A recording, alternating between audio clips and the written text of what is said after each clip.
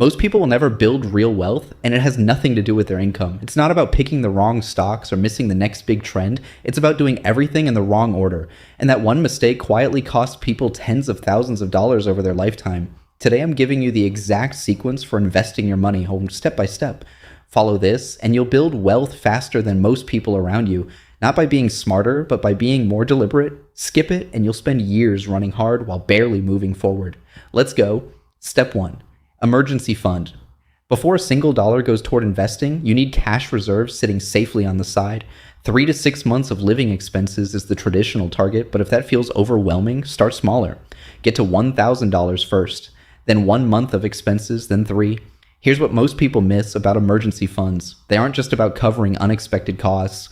They're about protecting every other financial decision you make. Without one, a busted transmission or surprise medical bill forces you to either rack up debt or sell investments at the worst possible moment. One bad week unravels months of progress.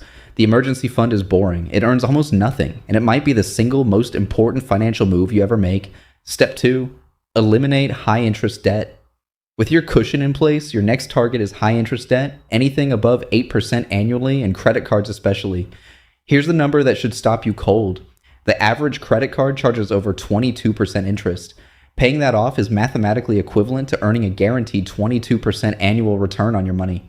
No index fund, no real estate deal, no investment of any kind can reliably promise that, and yet people carry credit card balances while simultaneously buying stocks, essentially pouring water into a bucket full of holes. The most efficient payoff strategy is simple. Pay minimums on every debt, then throw every extra dollar at your highest interest balance. Once it's gone, roll that payment into the next one. Keep going until the high interest debt is completely dead.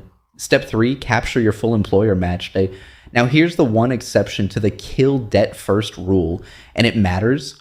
If your employer offers matching contributions on your retirement account, contribute enough to get the full match before anything else. An employer match is an immediate 50 to 100% return on your money before your investments earn a single cent. That is genuinely free money, and walking away from it to pay down even high-interest debt is almost never the right move mathematically. Contribute just enough to capture the full match, then redirect every extra dollar back to debt payoff. Once the debt is cleared, come back and increase your contributions. Step 4. Max. Out your IRA debt is eliminated. Employer match is captured. Now it's time to maximize your individual retirement account. $7,000 annually in 2025 or $8,000 if you're 50 or older. Why prioritize the IRA over going back to your 401k? Control and cost. Most employer plans offer a narrow selection of funds with fees that quietly chip away at your returns every year. An IRA lets you invest in low-cost index funds entirely on your own terms. Over 30 years, that fee difference alone can add up to tens of thousands of dollars in your pocket versus someone else's. On the Roth versus traditional question, keep it simple. Early in your career and earning less than you expect to later, go Roth.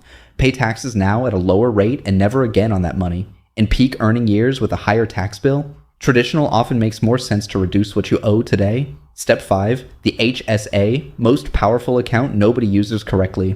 If you have a high deductible health plan, a health savings account deserves your full attention. It's the only account in existence that gives you 3 separate tax advantages simultaneously. Tax deductible contributions, tax-free growth, and tax-free withdrawals for medical expenses. The smart move is to pay current medical expenses out of pocket when possible. Let your HSA stay invested and grow and keep every receipt. There's no expiration date on reimbursements. You could cover a medical bill today and legally reimburse yourself from your HSA 10 years from now, completely tax-free. After age 65, the account functions essentially like a traditional IRA for non-medical withdrawals too. For 2025, contribution limits are $4,300 for individuals and $8,550 for families. If you're eligible and not using this account, you're leaving one of the best deals in personal finance completely on the table. Step 6, max out your 401k. Now return to your employer plan and push contributions to the annual maximum, $23,500 in 2025 or $31,000 if you're 50 or older. At this stage, you've already done the hard work. Debt is gone. Tax-advantaged accounts are working. Maximizing the 401k is the final layer of tax protection before stepping into open investment territory. Every dollar you shelter here compounds without the government taking an annual cut. Step 7, taxable investment accounts. Only after completing every step above should you open a standard brokerage account and invest freely. No contribution limits, no withdrawal restrictions, total flexibility. This is the account that funds early retirement, large purchases, or wealth you pass on to the next generation.